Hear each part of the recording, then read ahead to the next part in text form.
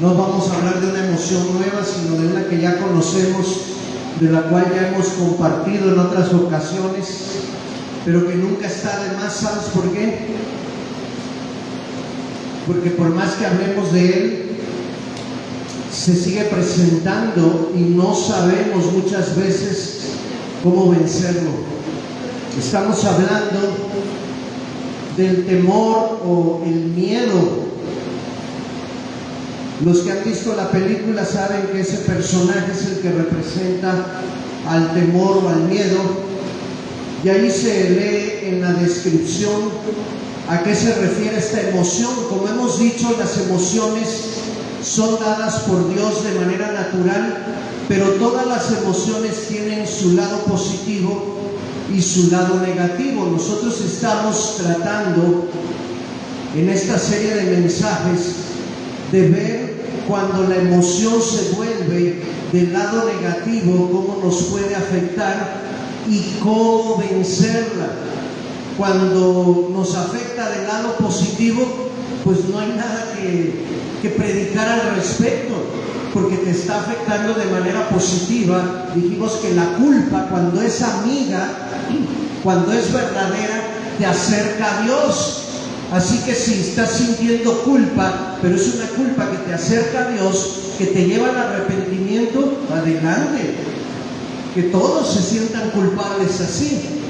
Cuando el miedo se presenta como una respuesta de alarma ante una amenaza o peligro, a fin de que nos pongamos en un sentido de alerta y con mayor atención para tomar la mejor solución posible, allí el miedo es bienvenido, hermanos.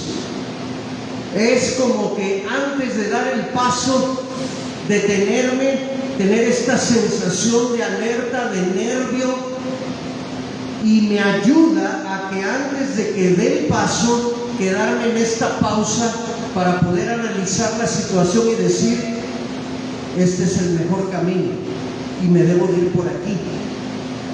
Es un sentido que se activa, como los caballos cuando van galopando y de repente ellos perciben que hay una serpiente en el camino. ¿Qué hace el caballo? El caballo se detiene y se levanta en dos patas y relincha y hace toda una serie de movimientos para avisar que hay peligro inminente. Ese tipo de miedo, adelante, lo necesitamos todos, porque hay algunos que no tienen miedo a nada. ¿Y sabes qué pasa?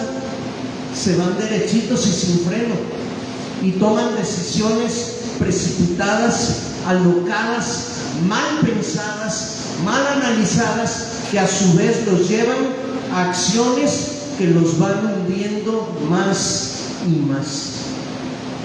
Algunas personas podrían usar como sinónimo de miedo o de temor la palabra precavido o prudente. Cuando hablamos en ese sentido, la verdad es que todos necesitamos dar los pasos un poquito más lentos, más tranquilos, más analizados, para evitar meternos en predicamentos más profundos. Pero hay otra clase de temor, la parte negativa, que esa es la que vamos a atacar hoy. Esa es la que no queremos, esa es la que nos lleva a fracasos. Y vámonos a un pasaje sumamente conocido, 1 de Samuel, capítulo 17. Esta historia yo me la sé desde que tenía 3 o 4 años, porque me la enseñaban en la iglesia, en la clase. Me acuerdo que en aquel tiempo se llamaba parvulitos. No sé por qué razón, no he investigado a Rosy de dónde viene esa palabra de párvulo. Es cuando es algo chiquito, ¿sí? Bueno, les prometo checarlo, o si alguien tiene ahorita internet, que lo cheque a ver de dónde sale esa palabra, porque el día de hoy ya no la utilizamos. Hoy decimos los de cunita, y luego decimos ¿cómo les decimos? Los preescolares o los peques. Pero bueno, como yo sí iba a la iglesia desde el vientre de mi mamá, esta historia es una de las que te enseñan desde el comienzo, no puede faltar en el contenido de clases de un año en las iglesias infantiles. Entonces imagínate, si yo estaba desde cunita en la iglesia, pues la he escuchado desde párvulos, principiantes, primarios, preadolescentes, intermedios, jóvenes y ahora ya de viejo. ¿Qué significa? Me están investigando qué significa párvulo.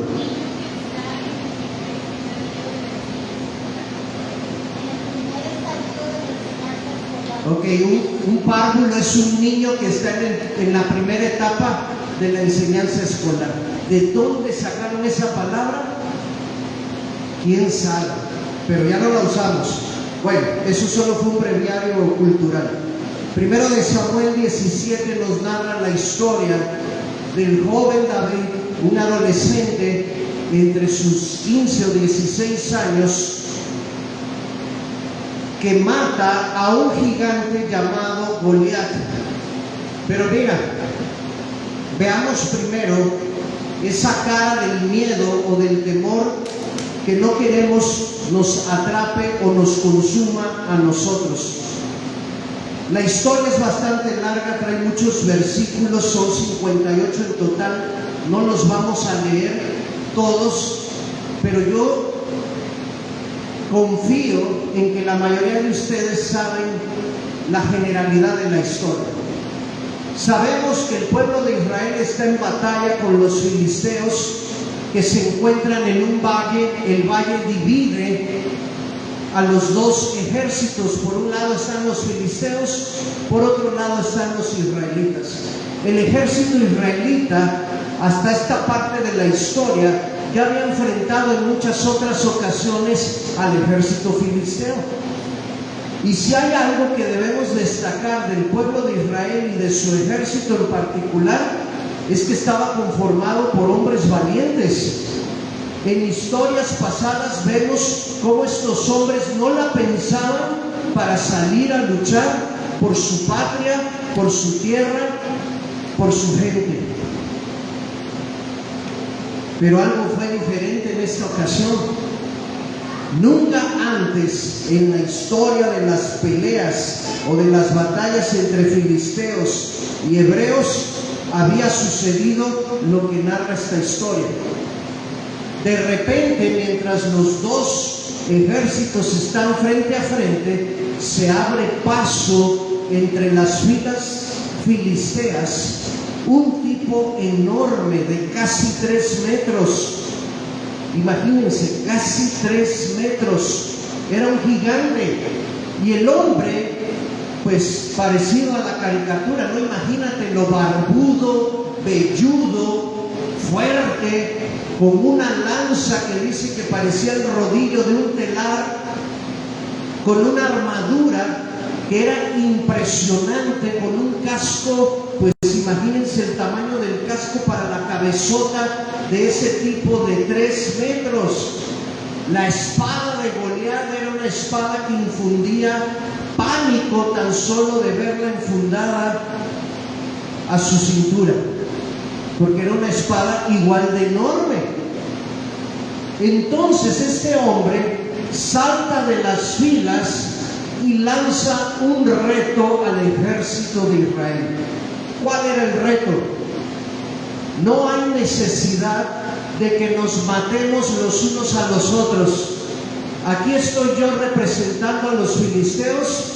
Israel, manden a uno, a su mejor guerrero, y enfrentémonos cara a cara, cuerpo a cuerpo. Y el que gane matando al otro, el ejército vencedor tomará posesión del otro ejército. ¿Para qué derramar tanta sangre? ¿Para qué hacer un alboroto? Resolvámoslo de la manera más sencilla, uno a uno, ahí en el centro, entre los dos flancos, los dos ejércitos como testigos, y que gane el mejor. Si Goliat no hubiese sido Goliat, estoy seguro que cualquiera de esos valientes hombres, guerreros del ejército de Israel habrían salido a enfrentar, a tomar el reto, el desafío. Pero ¿cuál era el problema, hermanos? ¿Por qué nadie salía a enfrentarlo?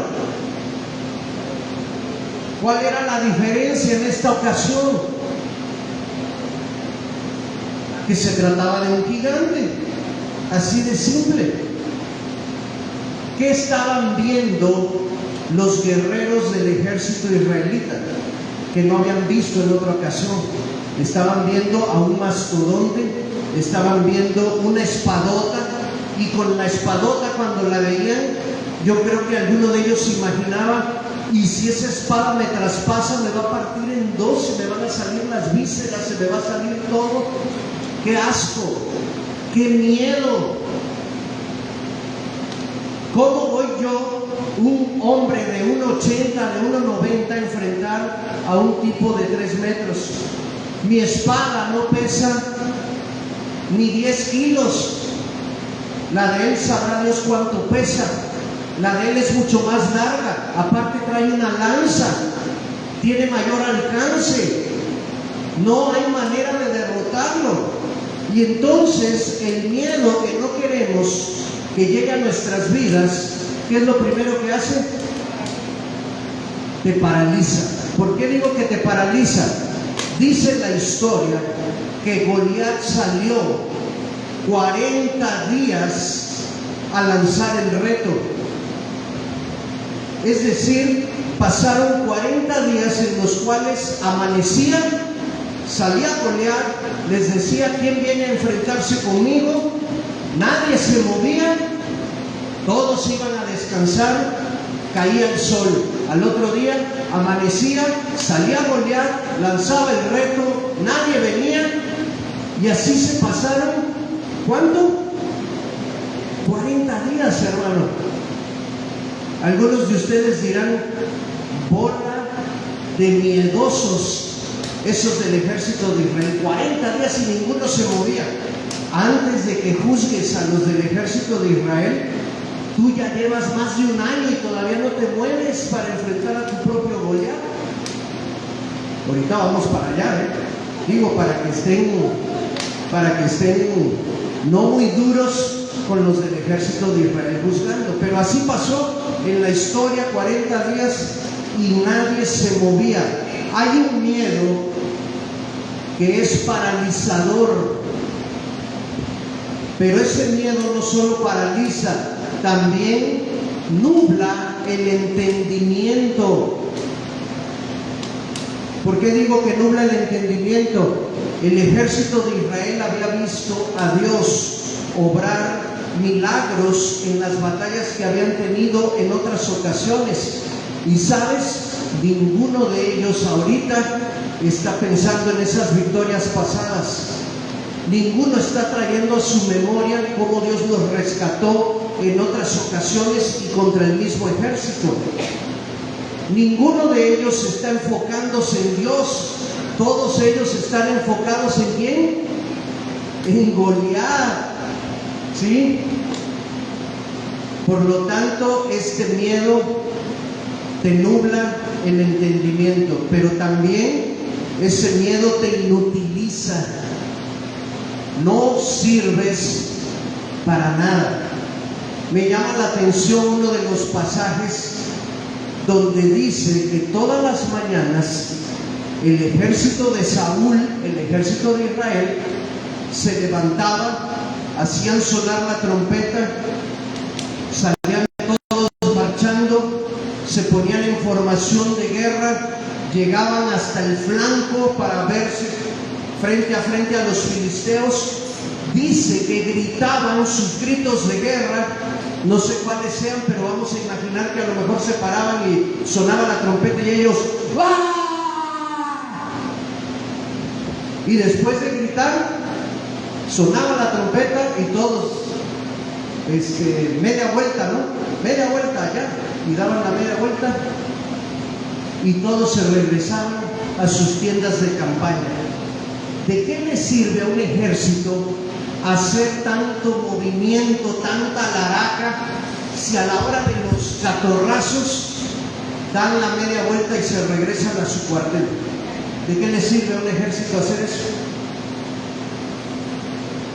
Nada, ¿verdad? Es como el ejército mexicano, perdón para los que estudian en la militarizada.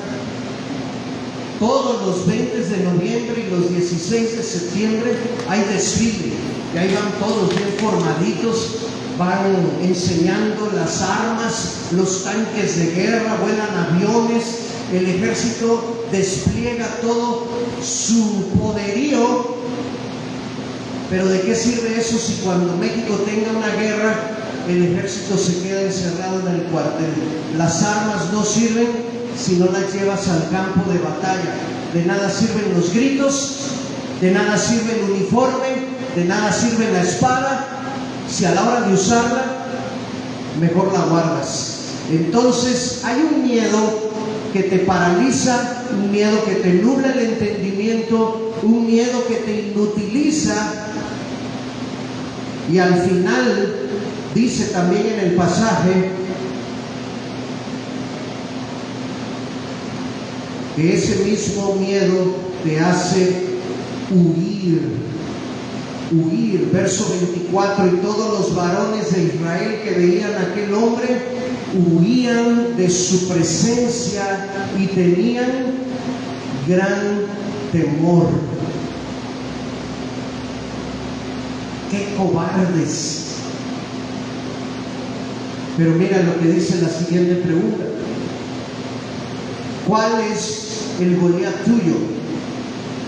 Ya no el de aquí de la Biblia, ya no el que enfrentó al ejército de Israel, ya no el que se paraba a gritar, sino el que se para a gritarte a ti todas las mañanas y te dice: Armando, ven, da la cara, solamente tú y yo, un 1 a 1.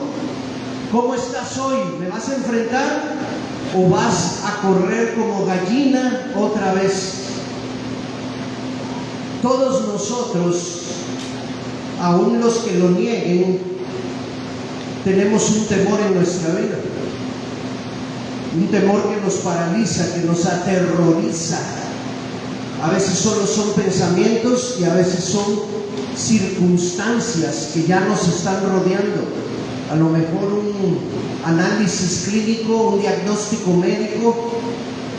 Yo recuerdo el día que me salió en mi primer análisis diabetes. Esa vez saqué 300 de azúcar en la sangre.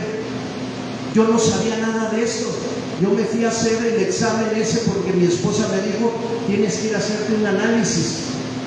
Hasta mis 39 años o 38, no recuerdo cuándo fue que me la detectaron, yo nunca me había hecho un análisis.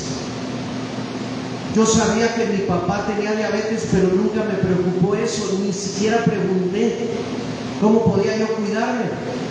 Así que estando yo aquí en Piedras Negras, nunca puse atención a mi salud en ese sentido. Yo pensé que eso no me iba a afectar a mí. Era joven, tenía mucha vida por delante y sopas. Un verano empecé a levantarme con mucha sed, con muchas ganas de ir al baño constantemente. Y mi esposa dijo: ¿por qué te estás parando tanto? Y digo: es que tengo que ir al baño y tengo que ir a tomar agua porque tengo sed. Eso no me sucedía en la noche. Y ella fue la que dijo: vamos, hay que hacerse un análisis. Lo hicimos, sale eso. Yo no sé ni leer los análisis, yo nomás veía puros numeritos. Y ella me dijo: préstamelo. Y dijo: tienes azúcar. Y yo le dije: no que yo sepa. No, dice, aquí dice que sí tienes.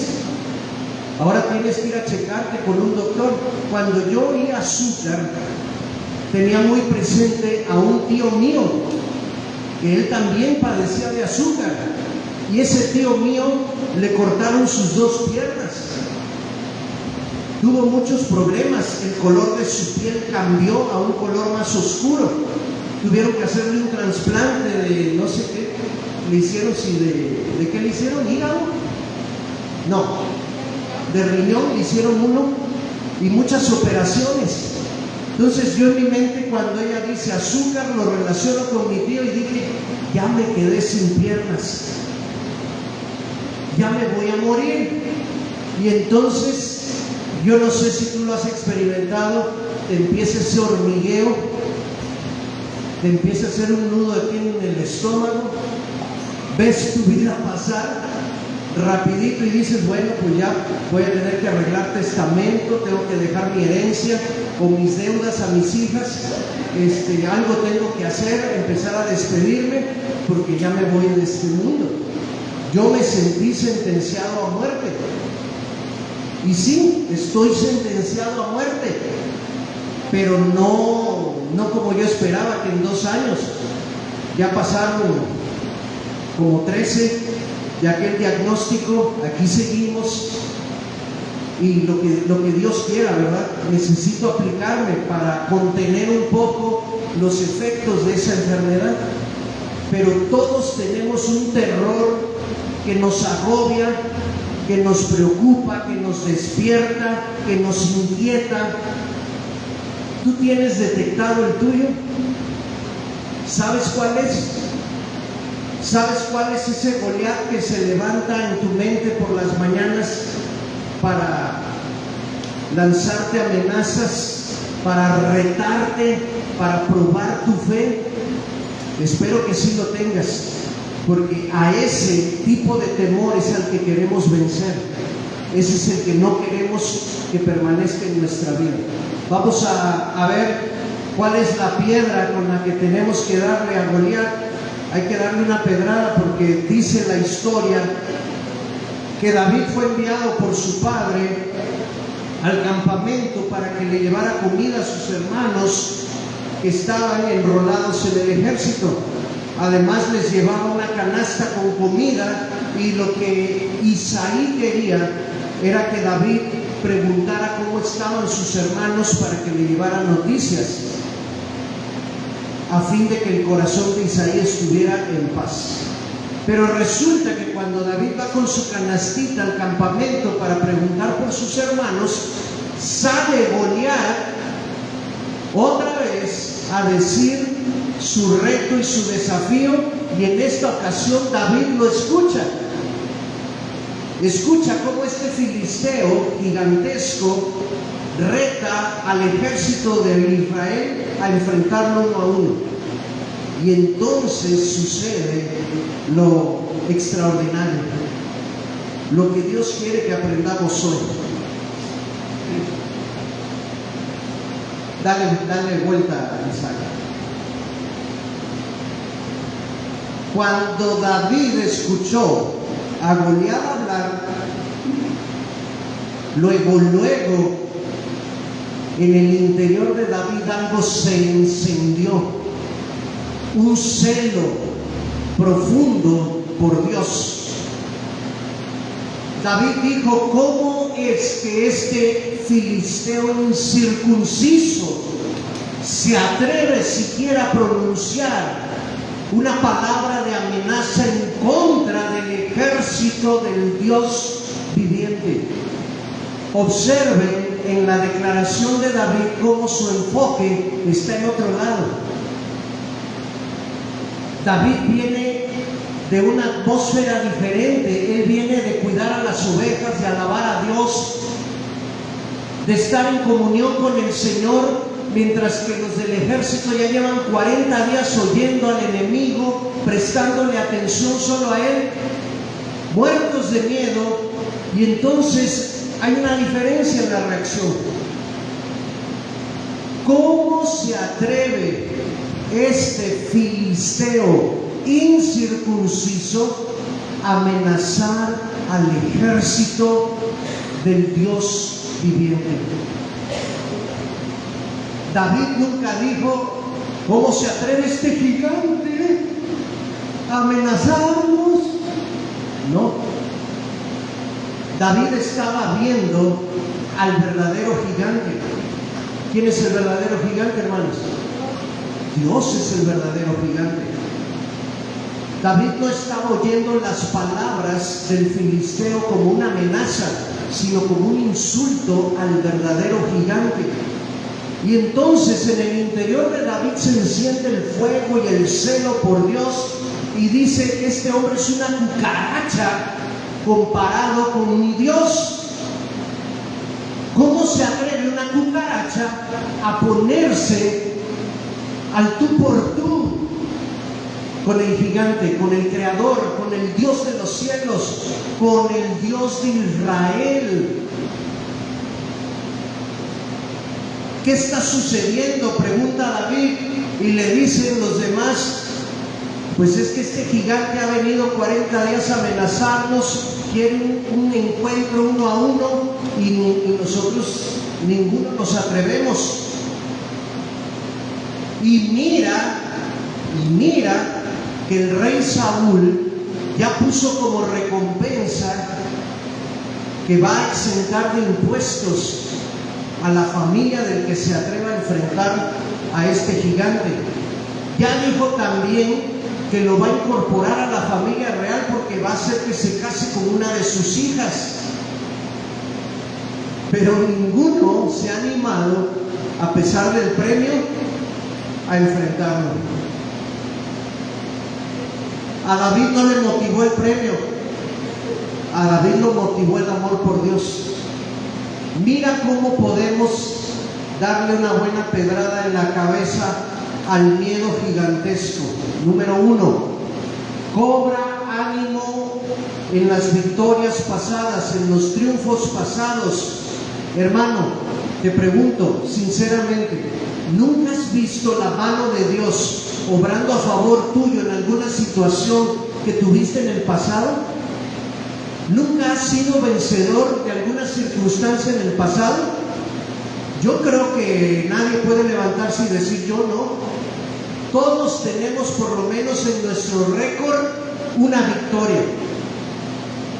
Y aunque sea solo una, aférrate a esa y di: si en el pasado Dios me libró, Dios me sacó, Dios me dio la victoria de aquella situación, el mismo Dios me puede dar la victoria ahora. Amén.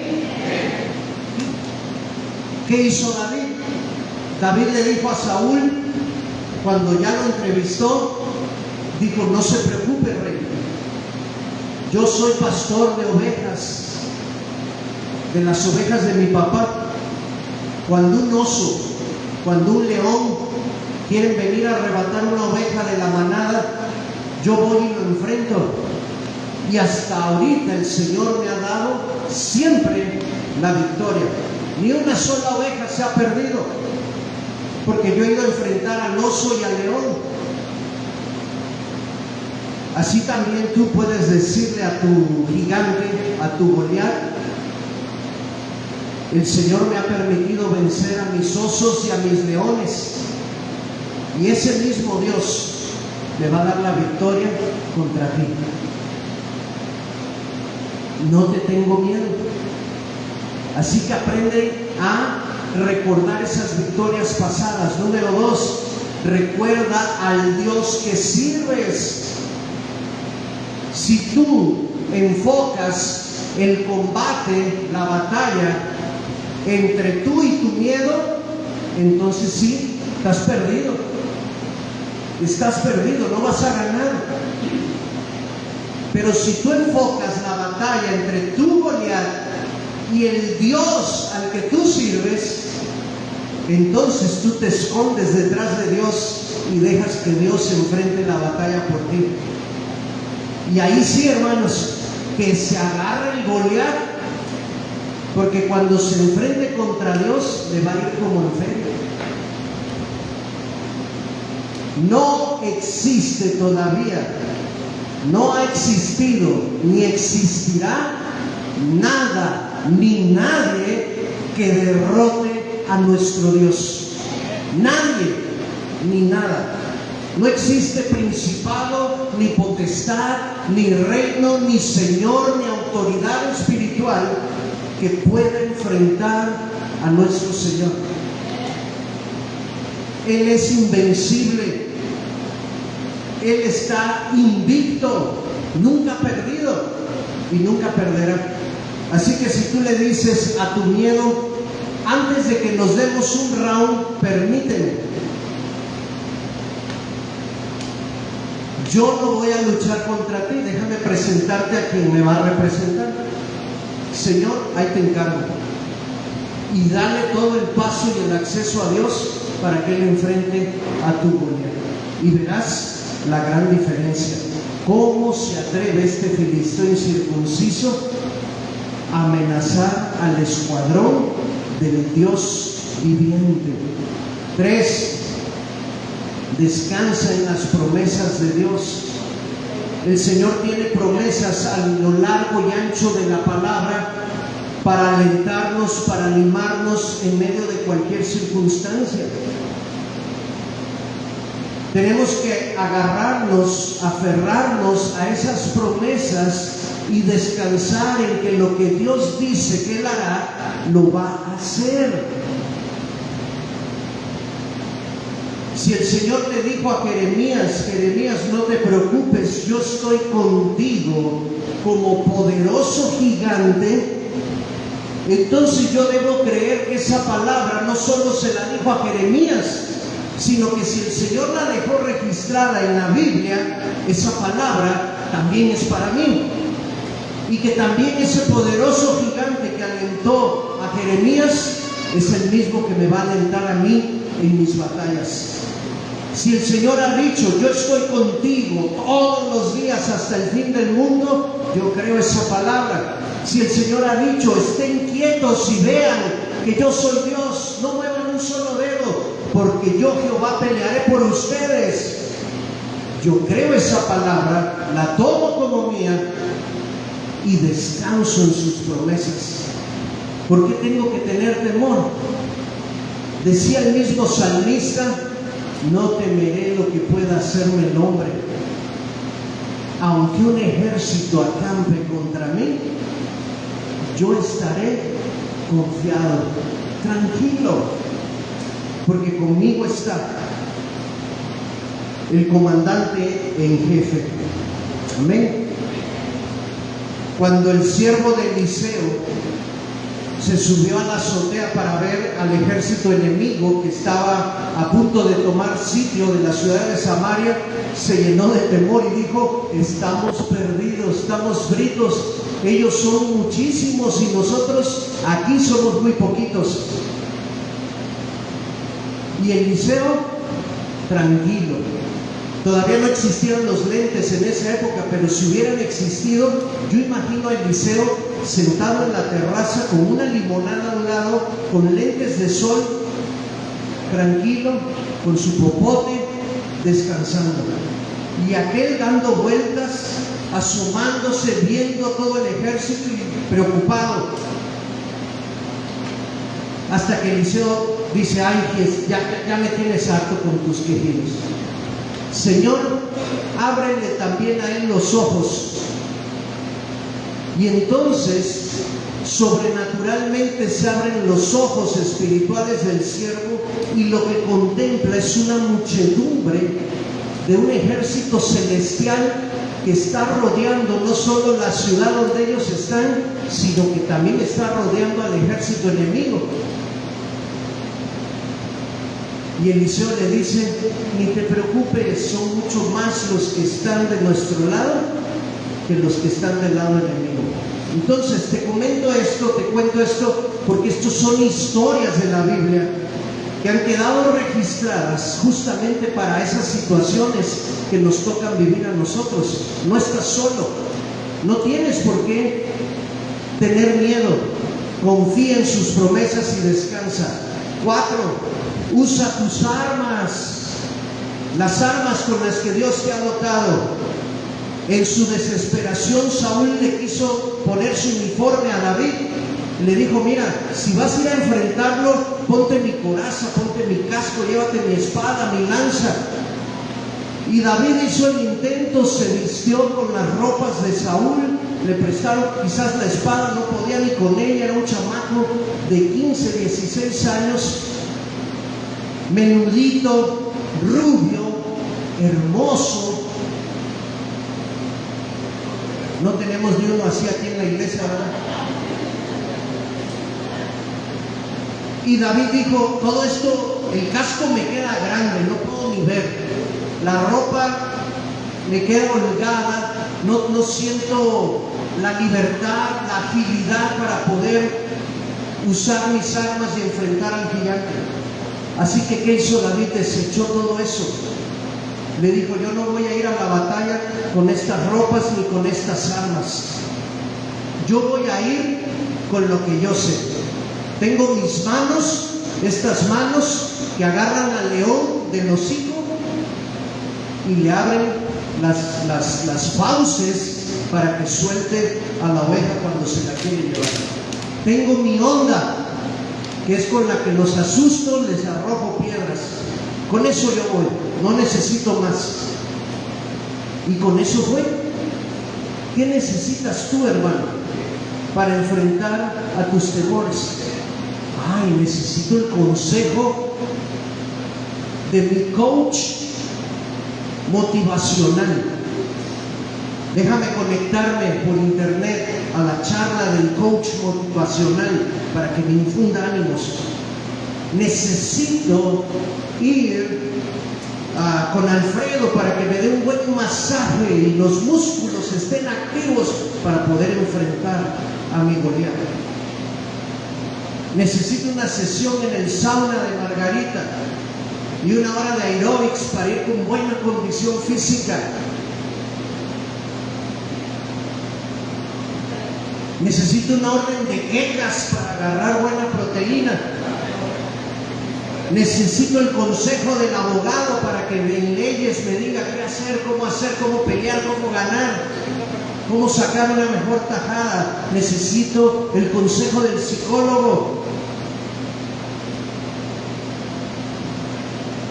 No descarto esas cosas, pero lo que tú necesitas es usar las armas con las que estás familiarizado y que son las que te van a ayudar a vencer al gigante. Necesitas orar, necesitas leer la palabra, necesitas meterte con Dios. Si Dios te dice, te guía a través de su palabra, de la oración y de la comunión con Él, a que vayas con el masajista, a que vayas al sauna, a que vayas con el abogado, ok, ya fue una instrucción de Dios. Pero nosotros lo hacemos todo al revés. Primero nos vamos con nuestros medios humanos, terrenales, temporales, y no nos metemos con Dios. Usa tus armas, las armas correctas, y dice acá, enfócate en el verdadero gigante que es nuestro Dios. Cuando David llega a enfrentar a Goliat, Goliat lo recibe con insultos. Dice Goliat, llevo 40 días esperando a que me manden a un guerrero del ejército de Israel, y todo lo que tuvieron para mandarme es a este chamaco y en idioma filisteo. Cuando Goliat se da cuenta que era en serio, que era el rubio, delgadito, el que iba a enfrentar, lo maldijo, dice, por sus dioses, y lo amenaza diciendo, entregaré tus carnes a los perros. Y entonces David sigue tranquilo y le dice, lo siento, señor gigante, pero el que va a entregar su carne a los perros es otro. Usted viene a mí con espada y con lanza para enfrentarme, pero yo vengo ante usted en el nombre de Jehová de los ejércitos, el que está invicto, el que nadie lo ha superado. Y mientras hablaba, ya estaba moviendo la onda. Y mientras Goliat se burlaba, David apuntaba. Y mientras los israelitas del ejército decían, qué increíble está ese gigante, qué brazotes, qué conejotes, qué piernotas, qué lanzota, qué espadota. David decía, qué cabezota, no puedo fallar, no puedo fallar, es un blanco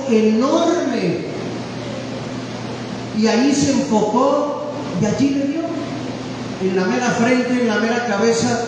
¿Cuántas pedradas necesitó David? Con una, hermano, no necesitas más. Cuando tú enfrentas tus gigantes en el nombre de Jesús, no necesitas más que una sola piedra. Algunos dirán entonces, ¿por qué agarró 5? Esa es otra historia que ya la he contado, y los que la recuerdan se van bendecidos. Los que no la recuerdan o no la saben, sigan viniendo a Dunamis. Algún día la contaré y sabrán por qué agarró 5. Entonces llega David, ve que está tirado, saca la espada, lo remata, le corta la cabeza. E imagínense la escena, hermanos.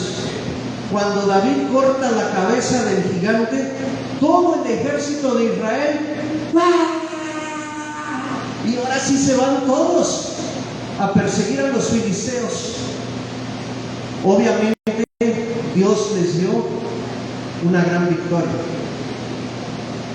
Y mientras todos perseguían filisteos, el chamaco rubio, flacucho, traía cargando la cabeza del gigante, traía su trofeo. Yo espero en los próximos días, en el culto de oración o un domingo,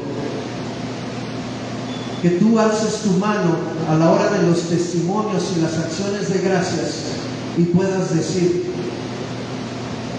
apliqué todo eso contra mi temor, y hoy vengo a compartir con mis hermanos la victoria que Dios me ha dado. Aquí traigo la cabeza de recuerdo de lo que era mi temor. Ya no tiene influencia ni autoridad sobre mi vida. La vencí con una sola pedrada, en el nombre del Señor Jesús. Así que el micrófono va a estar abierto las próximas semanas para que escuchemos tu testimonio de victoria. Nos va a dar gusto que puedas relacionar la enseñanza de este sermón con tu vida, con la actualidad, con la circunstancia que te aterra, con la circunstancia que te infunde temor. Ese es el temor que queremos echar fuera. Dice la Biblia en primera carta de Juan que el perfecto amor de Dios echa fuera todo temor. ¿Cuál temor? El de este tipo, el que paraliza, el que inutiliza, el que nubla el entendimiento, el que te hace huir. Ese es el que echa fuera. El gigante del temor es vencido por el gigante del amor, que es nuestro Dios. Cierra tus ojos. Habla con Dios. Si tú ya tienes identificado ese temor, ese terror